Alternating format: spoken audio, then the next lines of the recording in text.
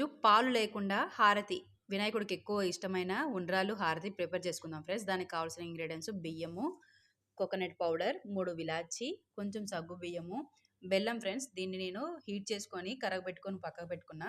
ముందుగా కొంత పిండిని ఉండ్రాలు ప్రిపేర్ చేసుకోవాలి. బెల్లం వాటర్ వేసుకొని కోకోనట్ పౌడర్ని మిక్స్ చేసుకొని ఉండలు చుట్టుకోవాలి.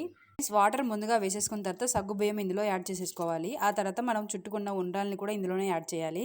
ఉండ్రాలు ప్రిపేర్ అయిపోయాయి ఫ్రెండ్స్. ఇప్పుడు మనం ఉడుకుతున్న వాటర్లో వేసేసుకోవాలి.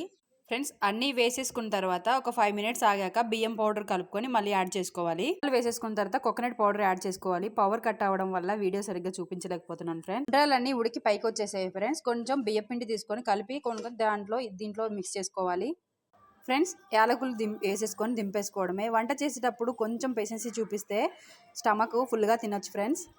ఆనందంగా హ్యాపీగా తినొచ్చు. సగ్గుబియ్యం హారతి ప్రిపేర్ అయిపోయింది.